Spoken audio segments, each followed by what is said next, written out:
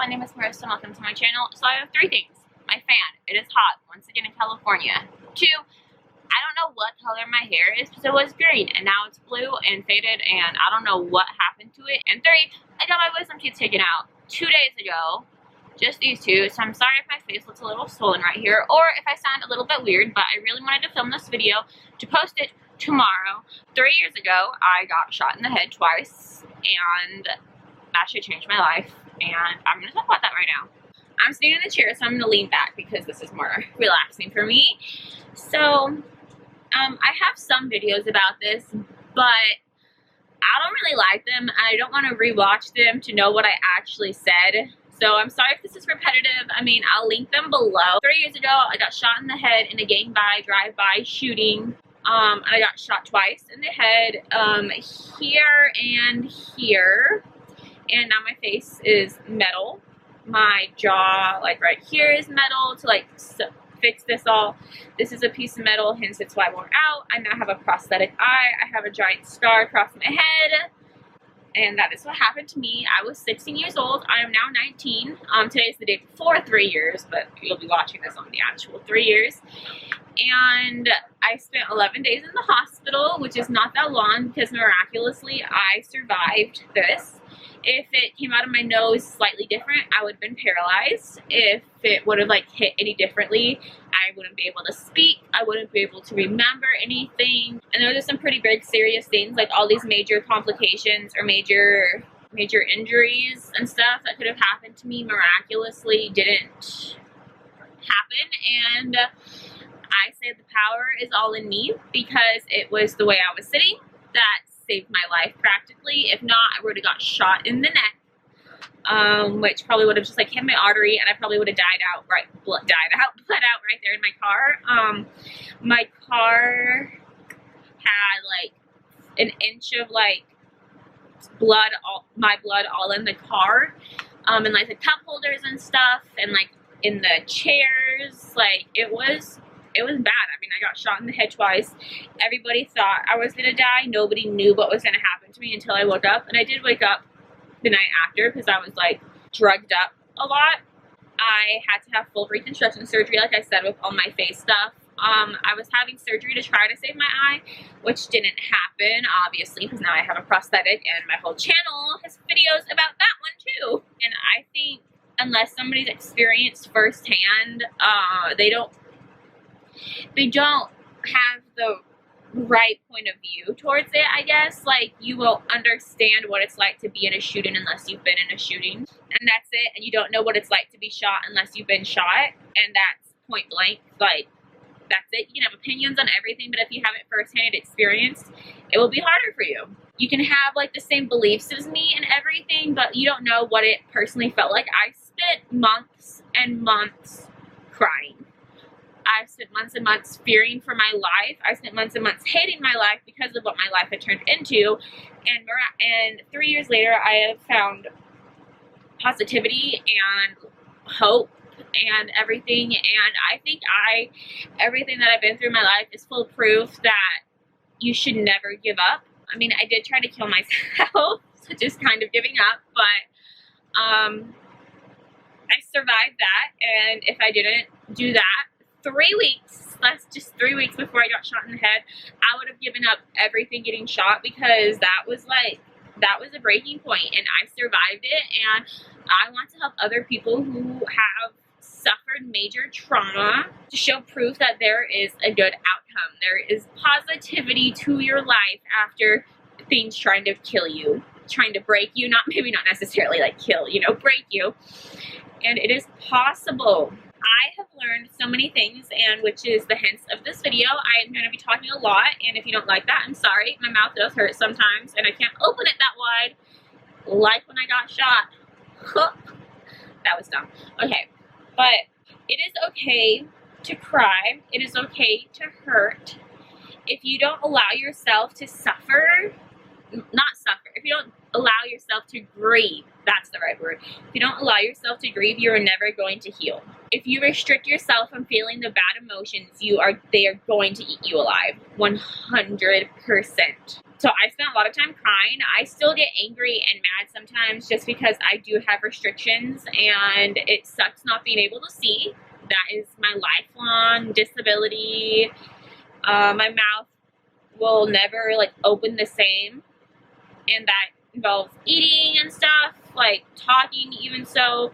My face will never feel the same because I feel facial pain a lot. I've been working on gaining back my strength because I spent two of these past 3 years in a terrible space in an abusive relationship that didn't help me grow at all.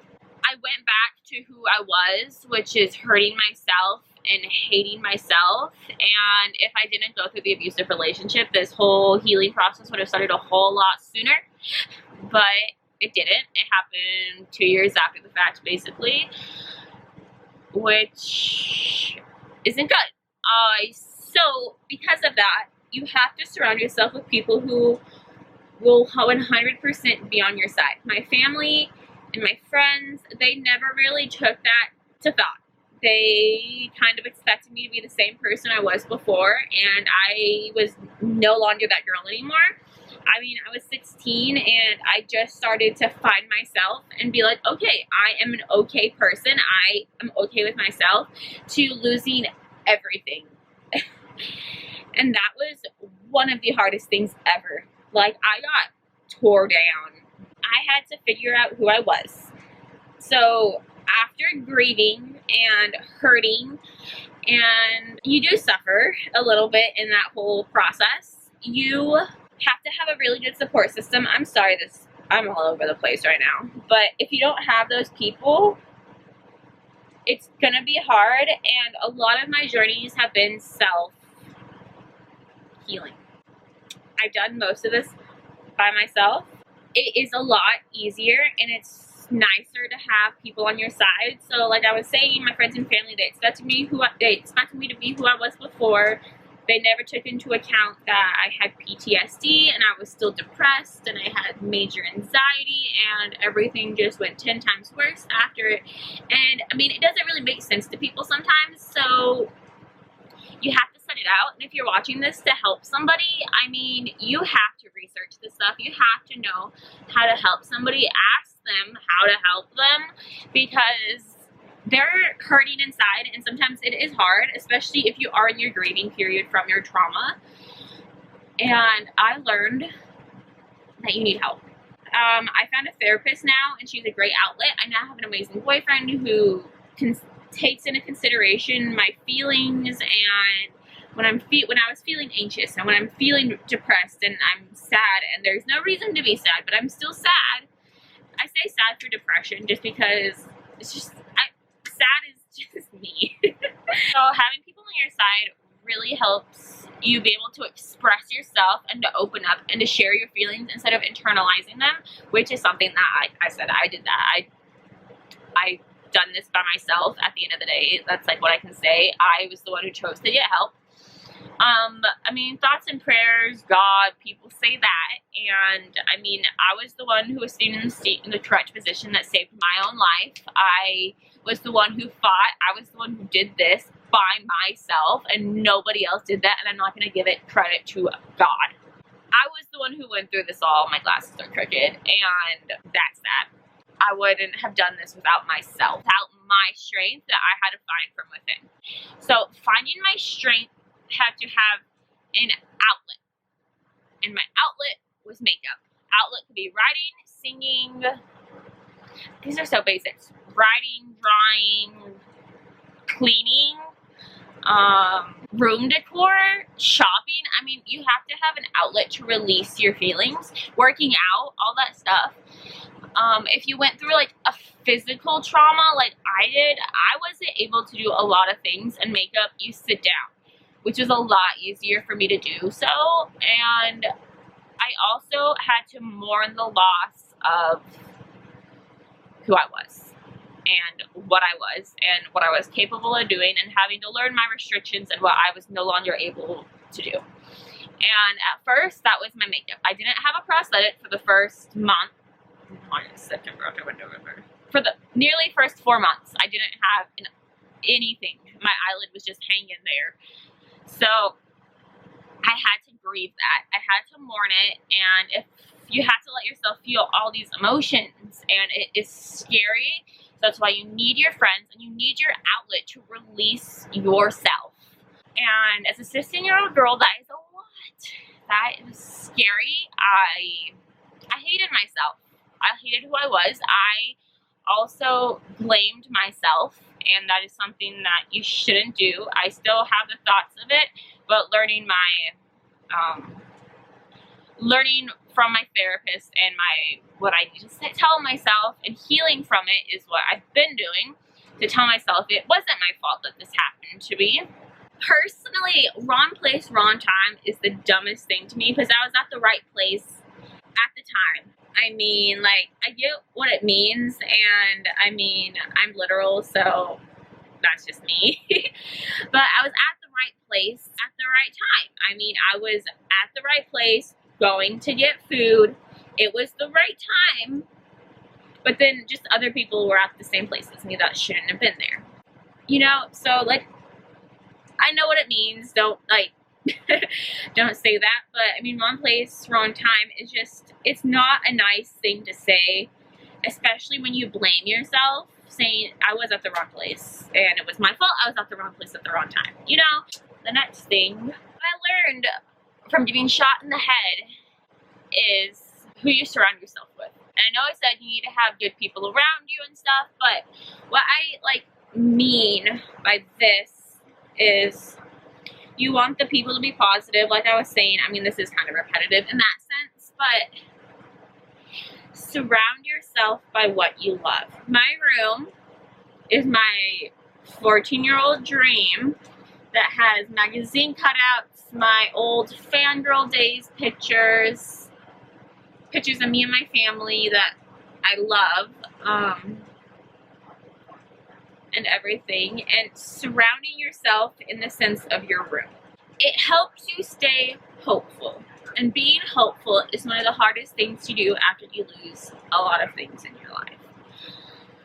I did lose hope that anything would ever get better in my life, not only from getting shot in the head, but going through my abusive relationship, like right after, was I gave up that anything good was going to happen to me. And then that turned into me having hope and saying that this isn't going to last forever. So surrounding yourself with good things. You can put quotes all over your wall. Having the outside hope helps it internally, and I know as cheesy as that sounds, reading positive things gives me a big shot of hope. For real though, like I read all this stuff and I'm like, oh my god, I'm so powerful, I got this, and then I'm like, wait, what? Kind of like after it kind of tones down a little bit. I think everybody's kind of experienced that. I've learned not to give up, and that is something that I've also done. I've given up.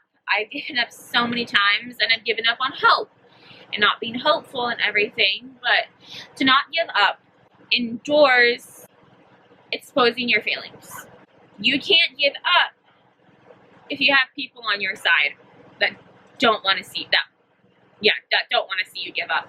And if you do have nobody, that is relatable, because I did do this alone at first, and now that I do have my amazing boyfriend who has helped me so much, and my therapist, those are the only two people that I have. So I did this shit on my own.